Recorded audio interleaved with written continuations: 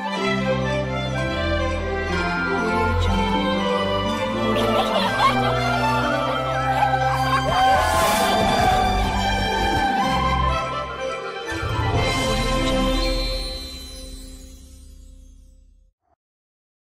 Village, good evening po. Welcome to the 5th night of our Sambang Gabi 2024 All Out Christmas. So, biruin po ninyo, we are halfway to complete our Sambang Gabi. So God said, I am the Lord who is there, our Jehovah Shammah. Kaya anuman po ang ating lakbayan ngayon, let us put our trust and hope in our Lord Jesus. Let us worship Him tonight. Let us praise Him. Come on.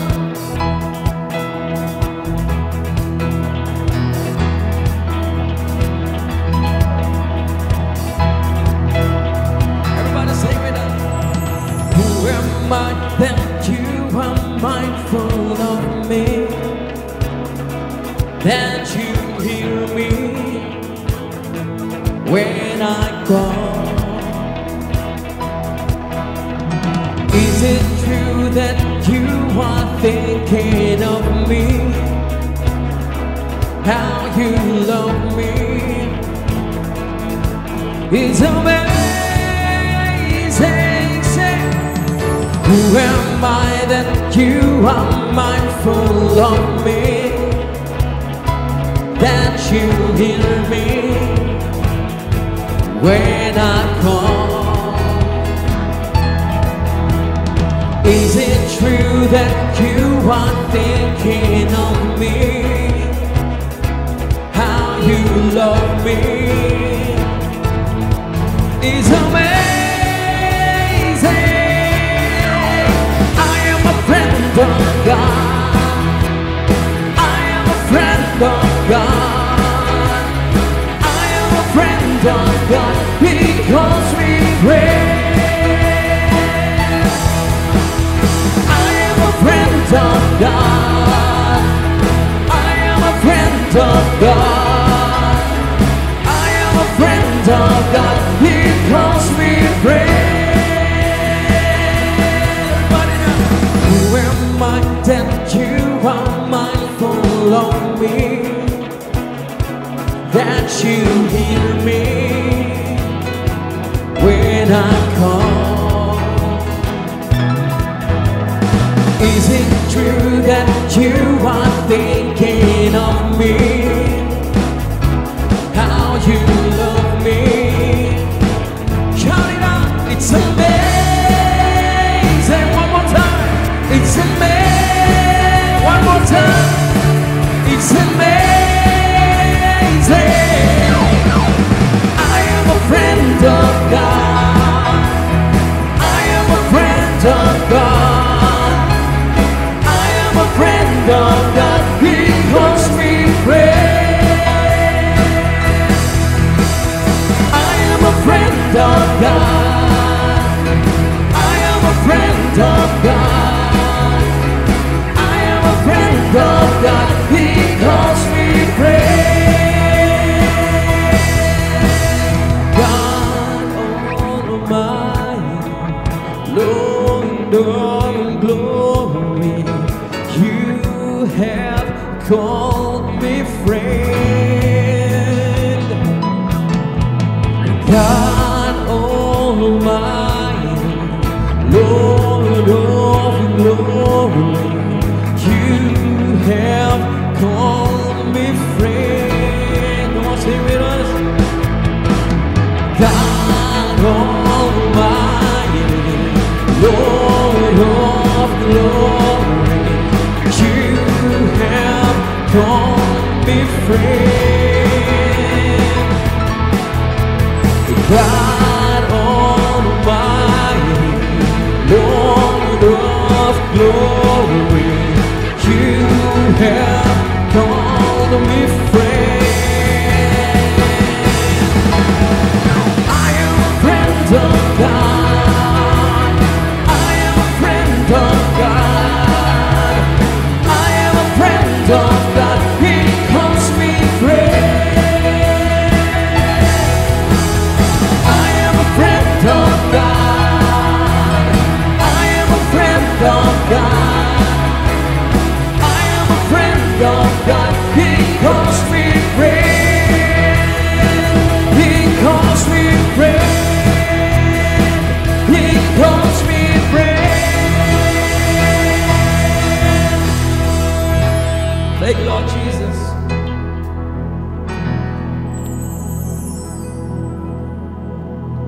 Let us continue to come to Him this night.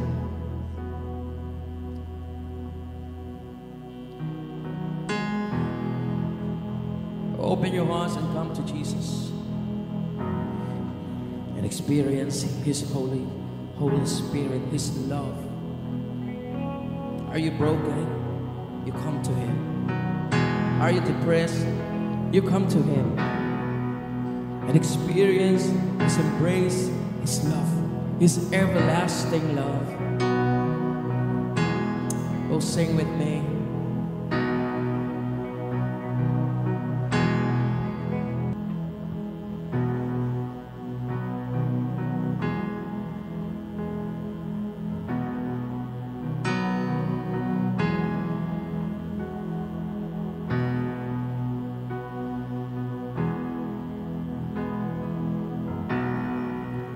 Are you hurting and broken within, overwhelmed by the weight of your sin? Jesus is calling. Have you come to the end of yourself? Do you thirst from a drink from the well? Jesus is calling. Oh, come to the altar. The Father's arms are open wide. Forgiveness was bought with the precious blood of Jesus Christ.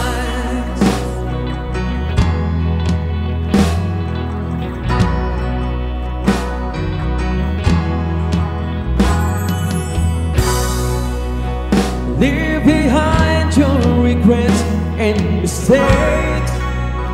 Come today, there's no reason to wait. Jesus is calling. Bring your sorrows and trade them for joy. From the ashes a new life is born. Jesus is calling. Oh, come to the altar. The Father's arms are open wide. Forgiveness was bought with the precious blood of Jesus Christ. Oh, come to the altar. The Father's arms are open wide. Forgiveness was bought with the precious blood of Jesus Christ.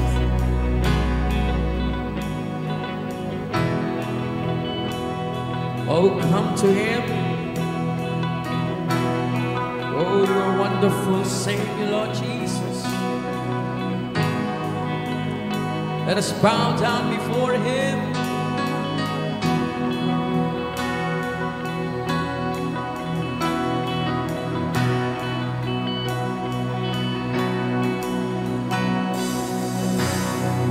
Oh, what a Savior!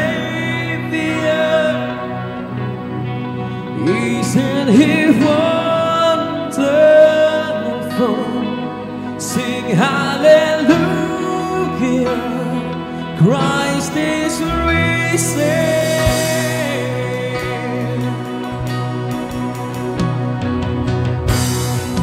Bow down before Him, for He is Lord of all. Sing hallelujah, Christ is risen. Oh, what a Savior! Isn't He wonderful? Sing hallelujah,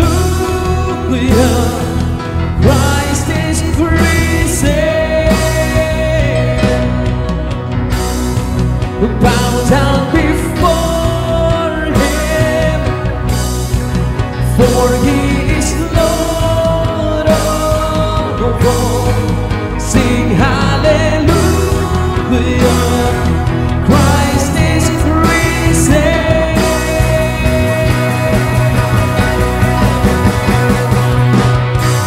Oh, come to the altar, the Father's arms are open wide. Forgiveness was bought with the precious blood of Jesus Christ. Oh, come to the altar, the Father's arms are open wide. Forgiveness was bought with the precious blood of Jesus Christ. Forgiveness was bought with the precious blood of Jesus Christ. Oh, your precious blood, Lord. I stand that it's finished, and we can come to you, for it is finished. You washed away all our sins, Lord.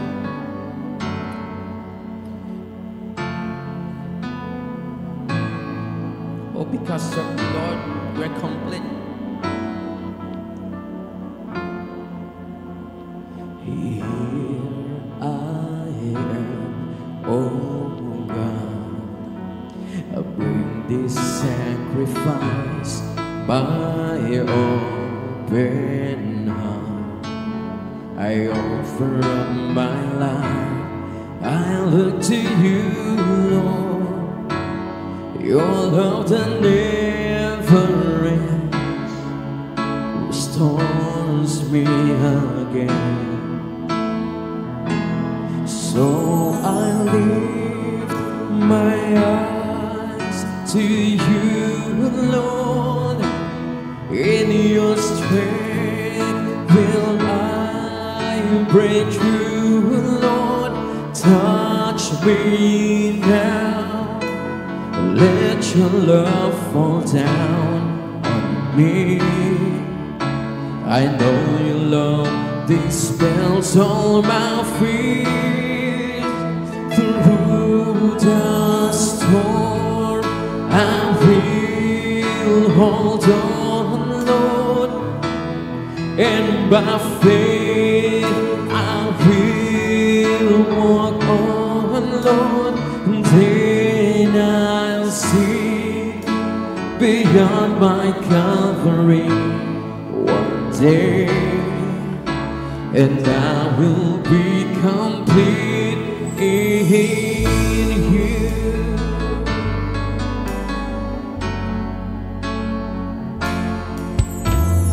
Here I am, oh God, I bring this sacrifice by your open heart. I offer up my life, I look to you, Lord. Your love that never ends restores me again. So I lift my eyes to you, Lord. In your strength will I break through, Lord. Touch me now. Let your love fall down on me. I know your love dispels all my fears. Through the storm I will hold on, Lord, and by faith I will walk on, Lord. Then I'll see beyond my Calvary one day, and I will be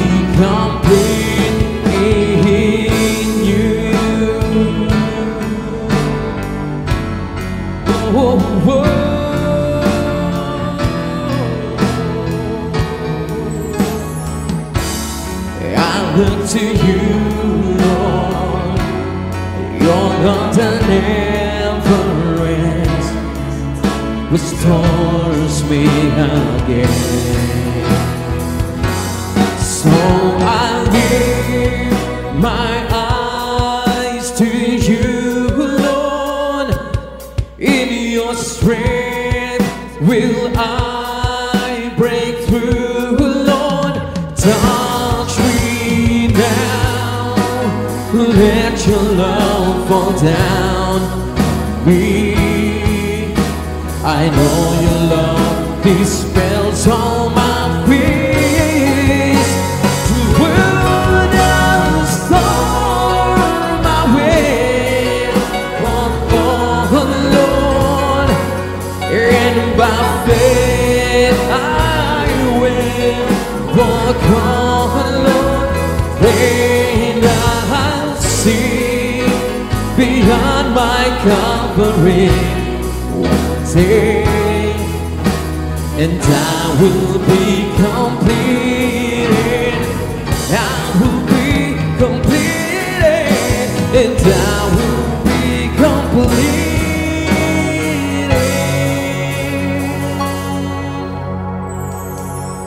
You. Oh, we love to worship you, to sing to you, here in your presence, Lord. We love to be in your presence, Lord Jesus. Oh, we worship you this night. We bring back everything to you, Lord. We surrender everything.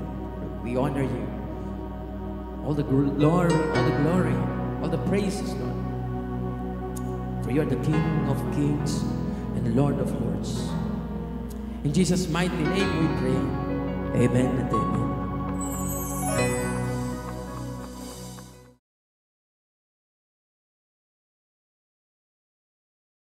Merry Christmas po sa atin pong lahat and magandang gabi po.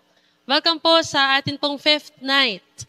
Sa pagpapatuloy po ng atin pong pag-aaral about the names of God, you know in the Bible, names are very important. Sobrang halaga po ng mga pangalan sa Bible. Kilalang-kilala po natin ang atin pong mga patriarchs. Di po ba sila Abraham, sila Isaac, and si Jacob. Originally, Abraham was Abram, which means no son. Abram has no son, but his name was changed into Abraham, which means a father of multitude. And true enough, that became his life story. Originally, Jacob means deceiver. But then his name was changed into Israel, which means one who is rooted by God and is ruling with God. The names in the Bible reveal the character and the destiny of the person. So what about Isaac? Hindi po binago ang pangalan po ni Isaac because God has chosen Isaac's name before he was born, even before he was born. So there is no need for it to be changed. Kagaya nga po ngayong gabi, at sa mga susunod pang gabi, tinutuklas po natin yung iba't ibang pangalan po ng Diyos. Kasi sobrang halaga po nun eh. I remember one time po, when Apostle Paul visited Athens. Sa Greece po ito. And then nakalagay po dun sa kanilang lugar, sa Diyos na di kilala. Athenians, alam po ng mga Athenians, that there is a divine super being. That there is a supreme divine being. But then, they didn't know who He really is. Or how He's like. At sobrang hirap pong sumamba sa isang Diyos na di po kilala. God has revealed Himself to us by revealing His name so that we can know Him. Say for instance po, when you want to meet a new friend, kagaya po ngayong gabi, marami po siguro na mga bagong muka. Kayong makikita dyan sa inyo pong mga katabi o sa likod po ninyo, na mamaya po inyo pong makaka-fellowship. Na para pas maging magka-close po kayong dalawa, di ba, i-introduce po ninyo ang inyo pong sarili. Sabihin nyo, let's be friends. Ano ba mga hilig mong gawin? Ano bang birthday mo? Di ba? I-introduce mo yung sarili mo eh. Kagaya po ng atin pong Diyos, ginawa niya din po ito more than 6,800 times. At ang pangalan pong iyon ay Yahweh. Kagabi nga po ay atin pong pinag-aralan ang Yahweh Shammah, na ang ibig sabihin po, God is there and He has always be there for us. And tonight po, as we continue our series to know about the other names of God, we will now be discovering Yahweh Rapha or Rophe, God, our healer. Tayo po lahat tumungo sa isang panalangin. Makapangyarihang Diyos na lumikha ng langit at lupa, sinasamba po kayo sa inyong kadakilaan at katapatan sa aming mga buhay. Salamat o Diyos sa kauhawan at kapanabikan po na makilala ka ng mas malalim sa gabi pong ito. Minsan pa'y buksan po ninyo ang aming mga puso. Kayo po ang umupo sa sentro po nito. Tawa, Panginoon, anumang mensahe mo sa amin, masunod po ito ng buong buo. Lord, let your will be done in us. May we know you deeper as our God, the healer. Ikaw lamang po ang maitanyag at maitaas sa aming mga buhay. O Banal na Espiritu, malaya po kayong magministeryo sa aming kalagitnaan. Po ang aming dalangin sa pangalan ni Jesus, na aming Panginoon at tagapagligtas. Amen at amen. Kung atin pong natatandaan, isang araw habang nagpapastol po si Moises, nakakita po siya ng isang kamanghamanghang pangitain. Sa bundok po ng Sinai, nakakita po siya ng burning bush. Mula rito, narinig niya po ang tinig ng Diyos na nag-utos po sa kanya na bumalik na po siya sa Ehipto at palayain ang mga tao, mga kapwa niya o Israelita. At ang naging response po ni Moses, bumalik po siya at siya po'y humarap kay Faraon. Ngunit, ang makapangyarihang pinuno po na ito ay tumanggi. Alamang, that time ho, nung pinagmatigas po ng Diyos ang puso po ng Faraon, doon po siya nagpadala ho ng iba't ibang salot. The plagues ho, 10 plagues. Isinugod niya ho sa Ehipto ang mga salot po ng dugo, palaka, lamok, langaw, salot ho sa mga hayop, mga pigsa, mga granizo, balang, kadiliman, at ang kamatayan ho ng mga panganay. Through this moment, sa wakas natakot din po ang Faraon. Kaya pinayagan niya po ang mga Israelita. Ngunit, along the way po, ng paglalakbay po ng mga Israelites, nagbago ho ang isip ng Faraon. Pinasundan niya po ang mga Israelites sa kanya pong mga kawal. At pagdating po dun sa pampang po ng Red Sea, ang Diyos po ay gumawa ng isang himala. Alalang-alala po natin kung paano po hinati po ni Moises ang dagat pula. At ang naging resulta, nakalakad po sa tuyong lupa ang mga Israelites. As in yung gilid po ay para bang pader. At habang nasa likod po nila, hinahabol po sila ng mga sundalo po ng Faraon. Dali-dali ho sila hanggang sa sila po ay makatawid po sa dagat pula. At nung sila po ay makatawid sa dagat pula, muli pong nanumbalik po yung dagat sa kanyang original state na nagresulta po sa pagkalunod ng mga sundalo. And at last, the Israelites are free indeed. Laya na ho ang mga Israelita. Imagine po natin, for 400 years, ang mga Israelita po ay alipin sa bansa pong Egypt. So they were all excited to be free, and as a result po, they expressed their praise in the first part of Exodus 15. Kung kayo po may mga Bible, makipagbukas po kayo sa akin. Sa Lumang Tipan, ito po ang ikalawang aklat ng Bible, sa Exodus 15. Look at verses 1 to 3. Ito ang inawit ni Moises at ng mga Israelita para kay Yahweh. Itong si Yahweh ay aking aawitan sa kanyang kinamtang dakilang tagumpay. Grabe ho, punong-puno ng pagpupuri at pagsamba si Moises at ang kanyang kapwa Israelita dahil sa sila po ay nakalaya sa kamay po ng mga Ehipto.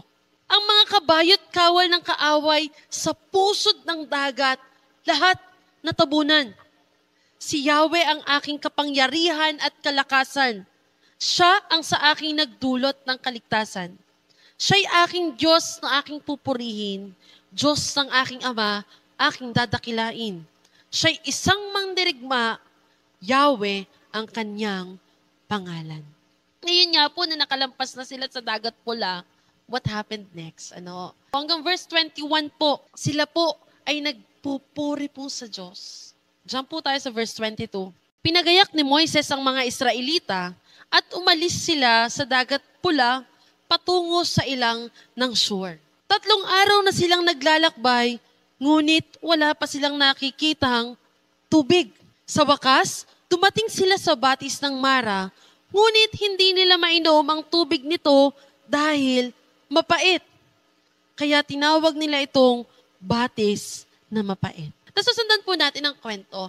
After po nilang makalaya po sa kamay ng mga Ehipto, nilid po sila ni Moises papunta pong ilang in the wilderness of Shur. Kung pag-aaralan po natin, ang ibig sabihin ng Shur ay pader. Kung yung tubig sa dagat pula ay naging pader, nakakampi po nila, ngayon po sa kanilang paglalakbay, patungo sa ilang ng Shur. Para bang naging kalaban po. Kasi feeling po nila, dead end uli. Kasi pader na po uli eh. Imagine po, they are traveling for over 3 days without water. No, walang tubig. Hanggang sa napadpad po sila sa isang batis na kung tawagin po ay Mara. Kaya lamang po, hindi nila mainom ang tubig po na ito sapagkat ito po ay mapait. Kasi ang ibig sabihin po ng Mara ay bitterness. Kasi itong mga Israelita, nag-expect po sila na goods na to. Malaya na kami sa kamay ng mga Egyptians. Kaya okay na to. Minsan, may mga expectations po na naglilid po into disappointments. At yun po yung nangyari po sa kanila. Na napatanong po sila sa verse 24, ano ngayon ang iinumin namin? Kita po natin, na sa mga unang verses po ng Exodus 15, full of praises and honor to God dahil pinalaya po sila sa kanilang pagkakaalipin. Tapos gano'n na lamang po nila kabilis makalimutan po ang katapatan ng Diyos sa kanilang mga buhay. Na para bang sila po ay nalugmok sa kawalan ng pag-asa. The Israelites saw God provided a way in making through the Red Sea. But now, ano po yung nakita po nila? Uhaw po sila. They are thirsty. On top of that, they have a bitter taste in their mouth. Na maaaring ang ilan po sa atin ngayon ay nakakaranas po niyan. Gone from high expectations to great disappointments to heavy discouragements. Bilang isang estudyante, may nakaranas na akala mo pasa ka, pero nung bigayan na ng grades, INC ka pala. Bilang isang magulang po, pa yung ine-expect po natin sa atin pong mga anak. Minsan nag-e-expect po tayo na, say for example, isa ka pong magulang na mananampalataya. Minsan nag-e-expect po tayo na dahil lagi nating kasama ang mga anak sa church, Christian na din sila. Hanggang sa nalaman natin na may mga bagay na ginagawa po sila na hindi dapat gawin ng isang kabataan. Kaya bilang isang magulang, minsan natitis-appoint ka rin na ang taas-taas ng expectation mo, na akala mo okay sila, pero hindi pala. Bilang isang empleyado po, na sa tagal na nang pinagtrabaho mo sa kumpanya, na nag-e-expect ka na mapopromote ka na. Kaya lang, hindi ikaw yung na-promote. At bilang isang mananampalataya, minsan dumadating po tayo sa point na kung saan tayo po yung nadidisappoint. Dahil nag-e-expect tayo na dapat ganito na ako ngayon Kaya lang bakit ganito pa rin ako? Na nagre-resulta sa discouragement.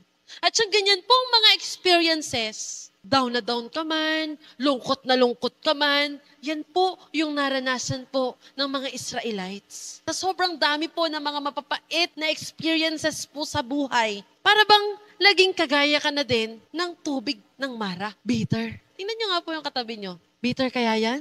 Alam nyo po, bitterness can blind us to the promises of God. Kung ang isang tao po ay puro bitterness na lang ang laman ng kanyang isip at puso, ano pong magiging resulta po nito? Pag sinabi ho kasing bitter, kung ano na lang mga negative things or emotions po, pag nagmamanifest po sa inyo, na nadala ka na ng mga circumstances sa buhay, kaya para bang ikaw ay lugmok na sa kawalan ng pag-asa, kagaya po ng mga Israelita. Minsan po kasi hindi natin makita ang kabutihan ng Diyos sa ating buhay dahil masyado po tayong focus sa circumstance. Ganito na ako, Kawawa naman ako. Masyado na ho tayong bitter eh. Ang bilis ho nating makalimot. Kagaya po ng mga Israelites. They had forgotten that their life in Egypt was so terrible. Na kahit ho, Passover po sa kanila, ang niluluto po nila, mapapait pa rin na gulay. Hindi nila maalala yun, ang gusto pa nila. Ibalik ko sila doon. Sinisisi si Moises. Yung para bang yung kalayaan po nila from Egypt, yun po yung naging dahilan pa ng kanilang pagiging bitter. Kasi nga, hindi ho na-achieve yung kanila pong expectations. Their expectations are shattered into pieces. And what happened next po? At sa mga pagkakataon pong ito na sila po ay down na down and they feel that they are hopeless. Anong ginawa ni Moises? Sabi po sa verse 25, dahil dito, humingi ng tulong si Moises kay Yahweh. Itinuro naman sa kanya ang isang putol na kahoy. Kinuha ito ni Moises at inihagi sa tubig. Nawala ang pait niyon. Doon, sinubok sila ni Yahweh at binigyan ng tuntunin. Ang sabi nila, kung ako ay buong puso ninyong susundin, kung gagawin ninyo ang matuwid at susundin ang aking kautusan at ng mga tuntunin, kung gagawin ninyo ang matuwid at susundin ang aking kautusan at mga tuntunin, hindi ko ipararanas sa inyo ang alinman sa mga sakit na pinadala ko sa Ehipto.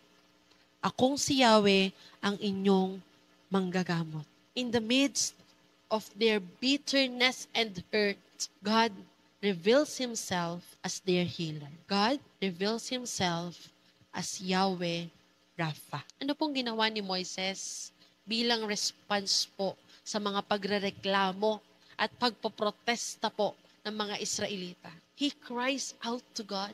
He asked for the help of God. And God answered him. Sa mga pagkakataon po na tayo po ay nasa pain, tayo po ay nasasaktan, nahihirapan, may dinaramdam, we must pray. Kailangan po nating manalangin. Hindi ho tayo kay Kumars pupunta. Hindi rin ho sa mga friendships.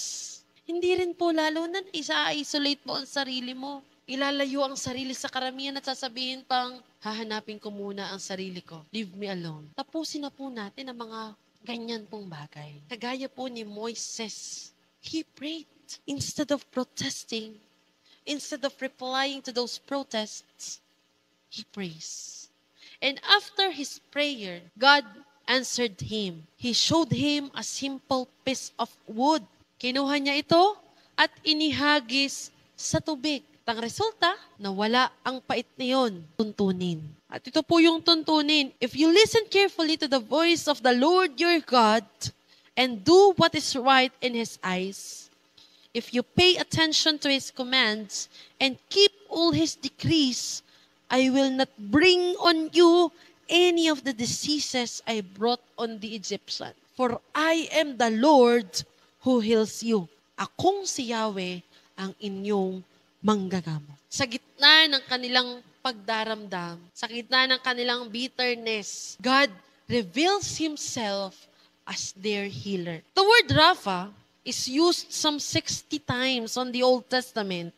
At ang ibig sabihin po nito ay to restore, to heal, or to cure, or to prevent something po para magkasakit. Sabihin ng Rapha po, doktor, manggagamot, surgeon, prevention to get sick, to bring healing. At ngayon, ating kikilanlin pa po siya ng mas malalim bilang God the Healer. His name reflects His character. Kasi kita po natin, yung tubig na mapait, na wala ho yung pait sa tulong po niya. Because the word Rapha has the idea of restoring something into its original state. And sometimes po, we are in need of healing sa ating pong buhay. Aminin man po natin o hindi, tayo po ay nangangailangan po ng isang manggagamot. Like David in his Psalm chapter 6 verses 2 to 3. Ubos na ang lakas ko. Ako'y iyong kahabagan. Pagalingin mo ako, mga buto ko'y nangangatal. Ang aking kaluluwa'y lubhan ng nahihirapan. O Yahweh, ito kaya'y hanggang kailan magtatagal. Ay gaya po ng psalmist na si David, dito po sa kanyang verses, Nireveal niya po dito ang 3 areas sa ating buhay na kailangan po ng manggagamot. Una po, we need Jehovah Rapha in our emotional healing. Sabi po, sa verse 2, "Be merciful to me, Lord, for I am faint." Are you emotionally wounded? Broken-hearted ka ba?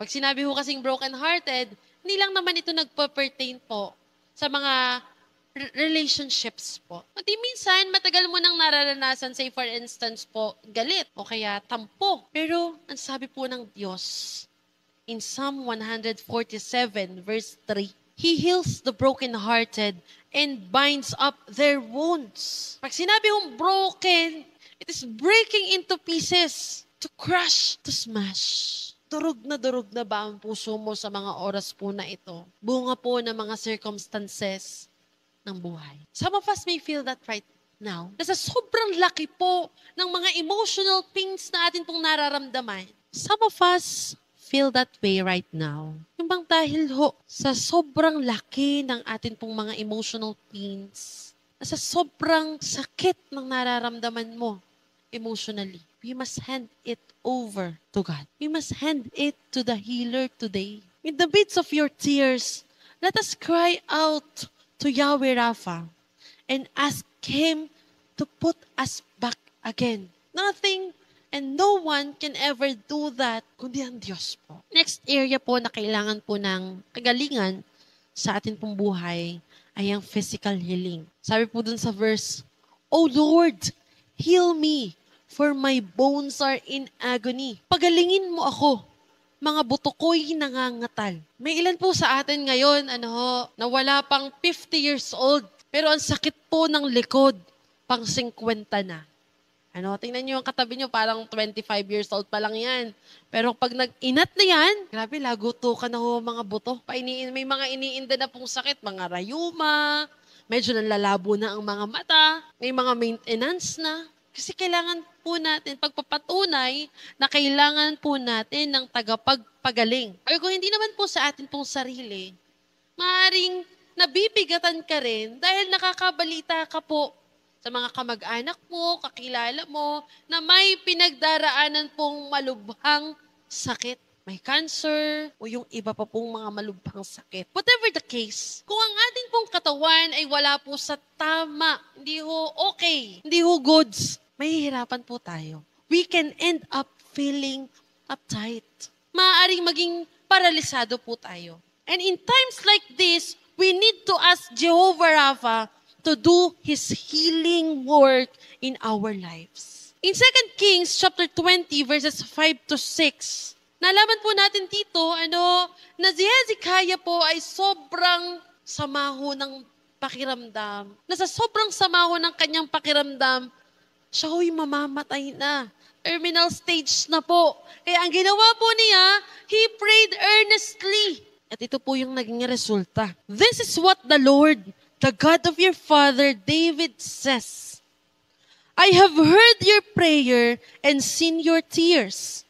I will heal you.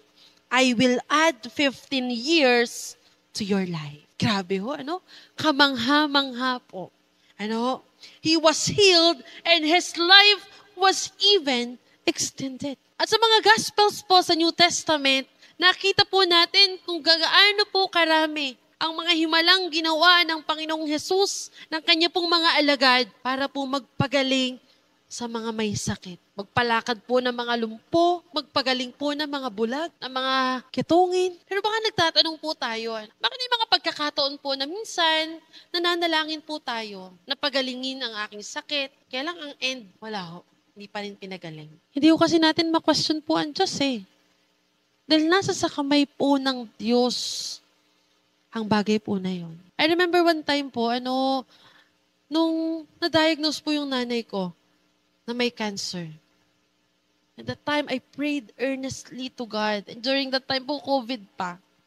Kaya sobrang hirap pong kumilos. And to cut the long story short po, sa awa po at habag po ng Diyos, sa biyaya po ng Diyos, gumaling po siya, naging cancer-free po siya. Pero ngayon, nasa kamay po ng Diyos kung bakit may mga bagay po sa ating buhay na pinagpe-pray naman natin Ngunit hanggang ngayon wala pa pong tugon ang Diyos. In particular po, sa pagpapagaling. And the third one, na kailangan po sa ating buhay na pagalingin. And this is the most important of the three realms of healing, po yung spiritual healing. We all know po that we are all spiritually dead. Tayo po tayo spiritually. Kailangan po natin ng isang tagapagligtas. Kasi we cannot save ourselves by merely relying to our own strength. Jehovah Rapha sees that we are spiritually sick, spiritually dead, and He provides healing and wholeness through the shedding of the blood of our Jesus Christ. Nandun yung kagalingan eh. Sinasabi po sa Jeremiah 79, the heart is deceitful above all things and beyond cure.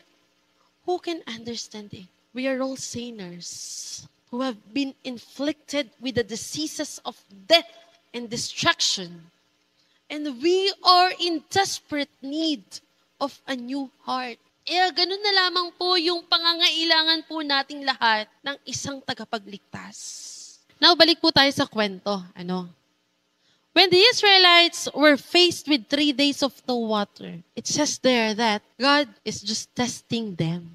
Likewise, kung tayo po ay dumaraan sa mga mabibigat na sitwasyon ng ating pong buhay, whether it is emotionally, physically, or spiritually, isipin po natin, we are entering a testing time. At paano po tayo makakapasa sa test po na ito? Paano ho natin mauunawaan ang kapangyarihan po ng pagpapagaling ni Yahweh Rapha? Let me give you 3 points po tonight.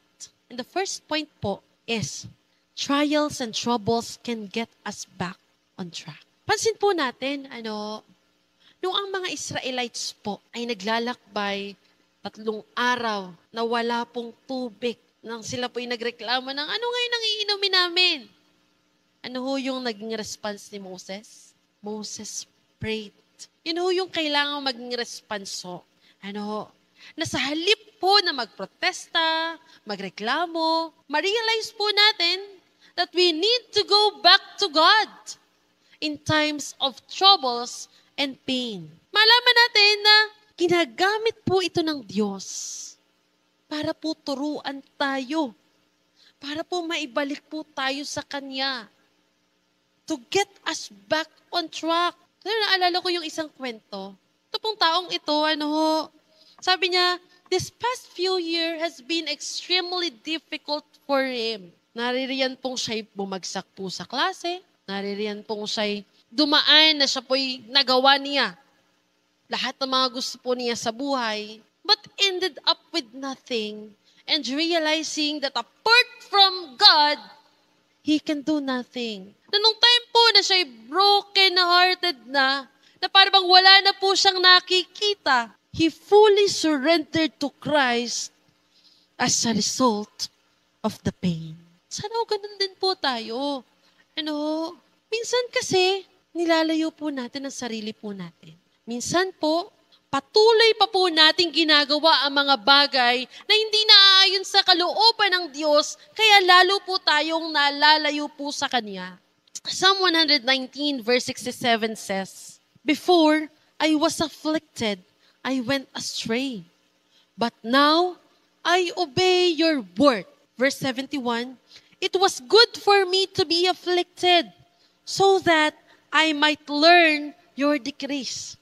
Naunawaan po ng psalmist na kaya niya dinaranas po ang mga pagsubok at bagyo ng buhay is to learn from His decrees, to obey His word.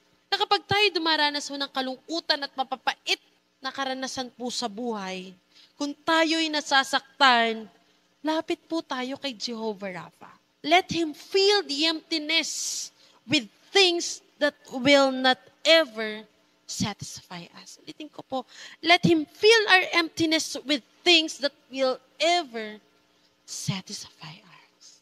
Trials and troubles can get us back on track. Kapit ho sa Diyos. Pangalawa po, na kailangan nating gawin para tayo makapasa sa test po na ito. We need the community of faith. Kailangan po natin ng mga kapatiran po sa pananampalataya.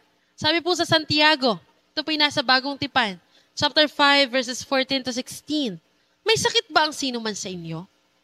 Ipatawag nyo ang matatandang pinuno ng iglesia upang ipanalangin siya at pahiran ng langis sa pangalan ng Panginoon.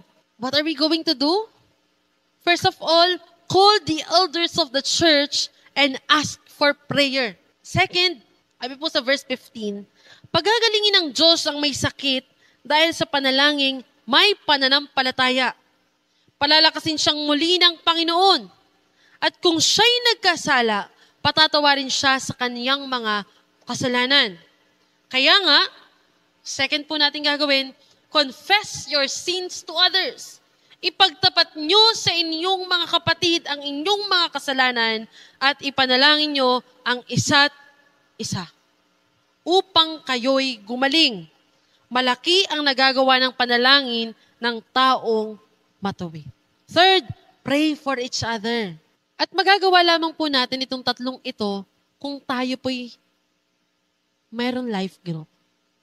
If we are plugged into a community of faith. Sa paglapit niyo po, sa pagkausap niyo po sa mga bagong muka, kahit hindi mga bago, sa inyo po mga ka-life group, magkakamustahan, doon po natin makikita that in every situation in our life, we need the help of others. When we are hurting, we need the help of others. Kaya kung ano man ang nararanasan mo ngayon, we need to pray earnestly to Jehovah Rapha and have faith to believe that He can heal you. Pero kaiingat po tayo, demanding answers to our prayer. Kasi baka ang laman ng panalangin po natin ay ayon lamang sa kagustuhan po natin. We are to pray according to His will. Point number 2, we need the community of faith. Kailangan po natin ang kapwa ka-village po natin. At pangatlo po, malaman natin that the cross of Christ is the source of healing. Jehovah Rapha, who heals in the Old Testament, is the Jesus who heals in the New. Let us not miss the significance of the small wood and the water became sweet.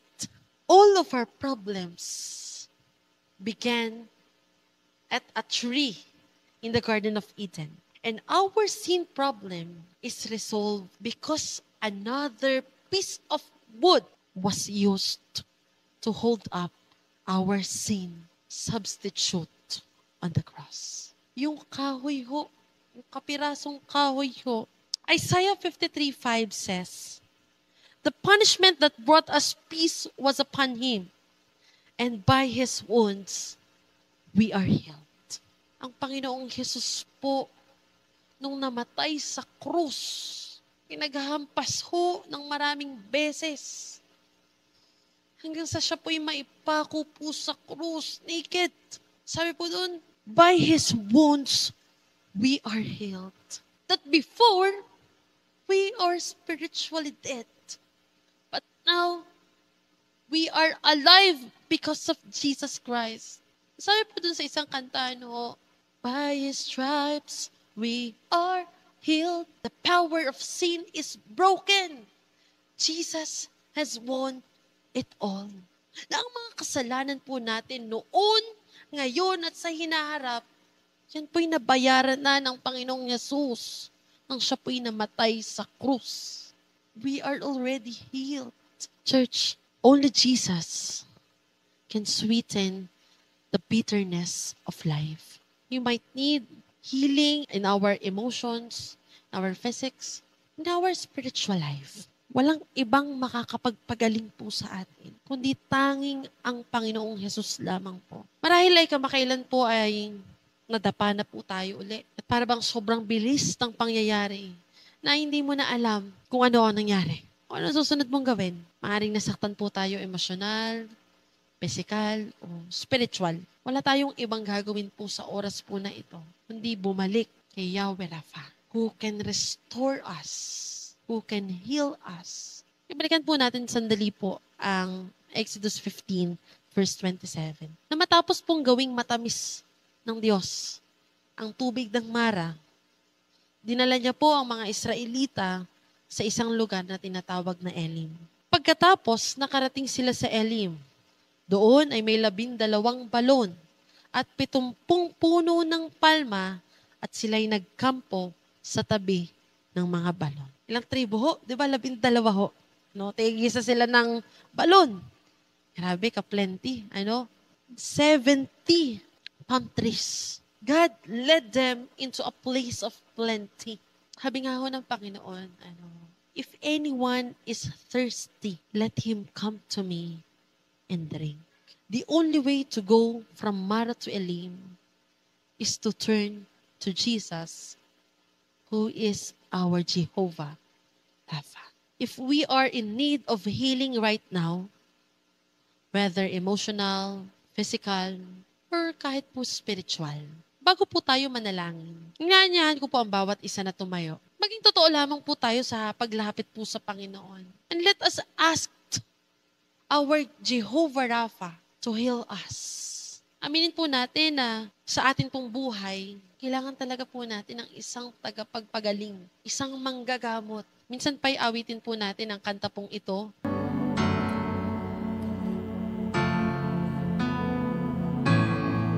Oh, because of the Lord, we're complete. Here I am, oh God, I bring this sacrifice by your open heart. I offer up my life, I look to you, Lord. Your love that never ends restores me again. So I lift my eyes to you, Lord. In your strength will I break through, Lord. Touch me now. Let your love fall down on me. I know your love dispels all my fears. Through the storm, I will hold on, Lord. And by faith, I will walk on, Lord. Then I'll see beyond my Calvary one day, and I will be complete in you.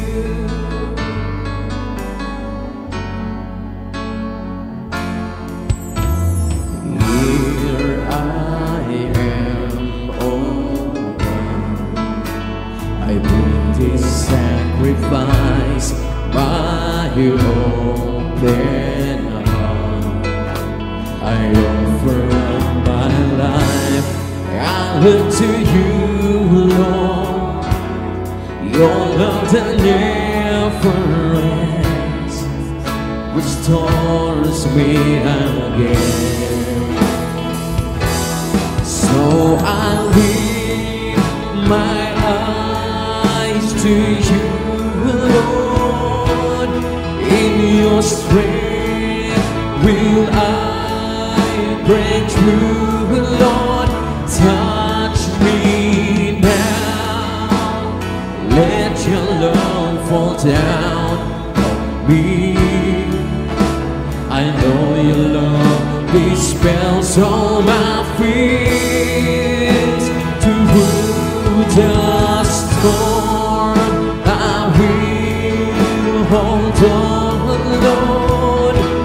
And by faith, I will walk on, Lord. Then I'll see beyond my Calvary one day, and I will be complete in you.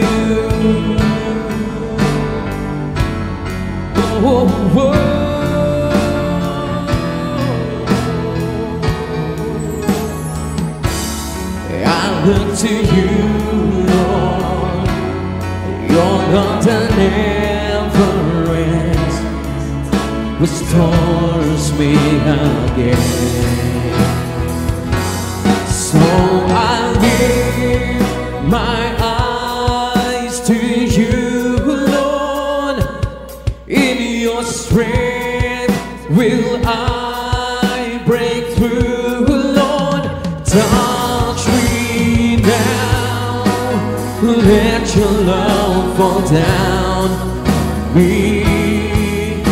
I know your love dispels all my fears.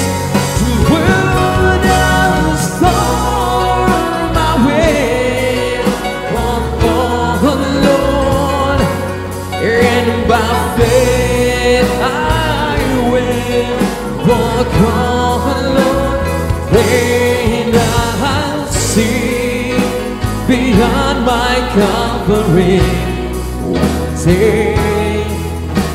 And I will be completed. I will be completed. And I will be completed.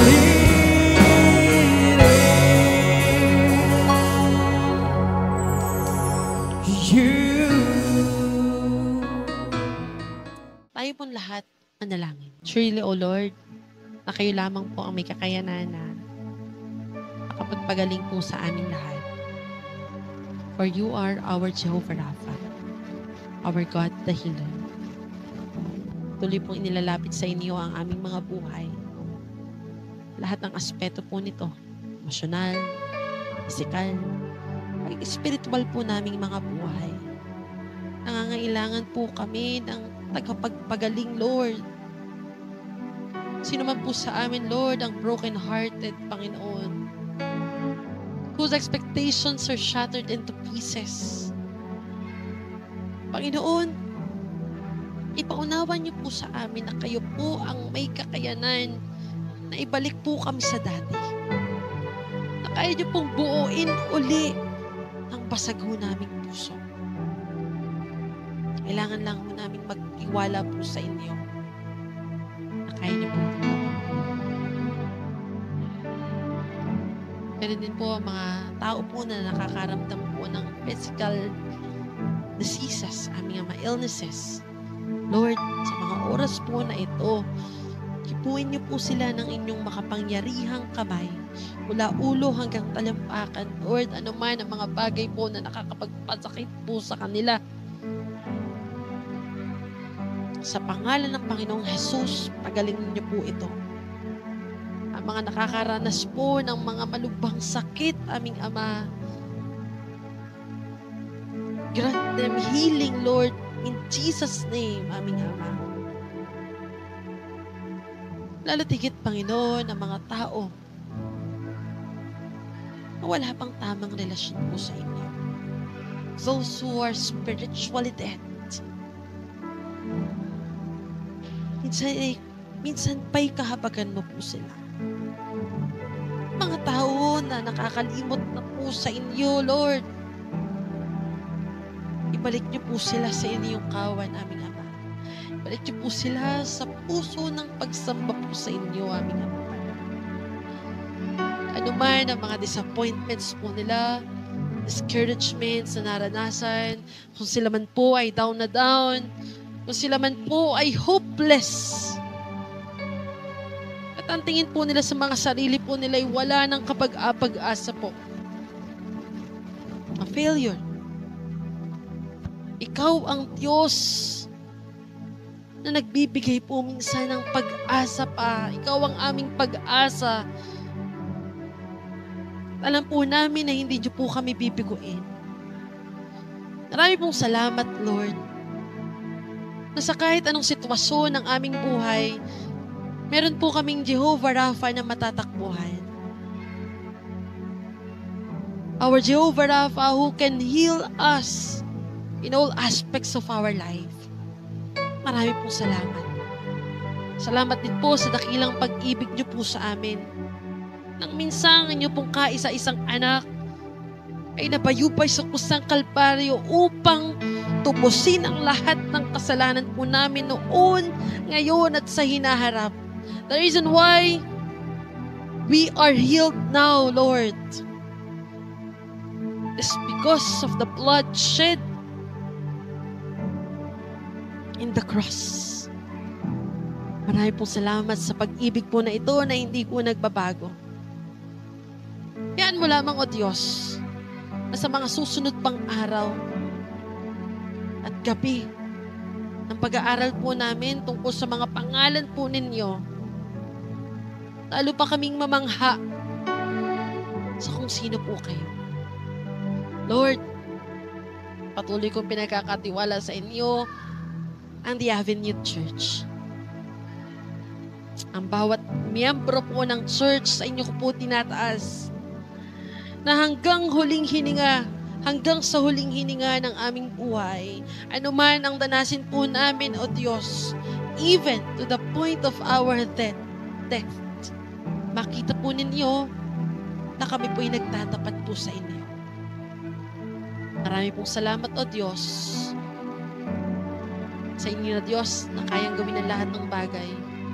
Higit pa sa kaya namin hilingin at isipin sa inyo na makapangyarihang Diyos na hindi nagbabago at hindi kayang may kumpara sa kahit kanino.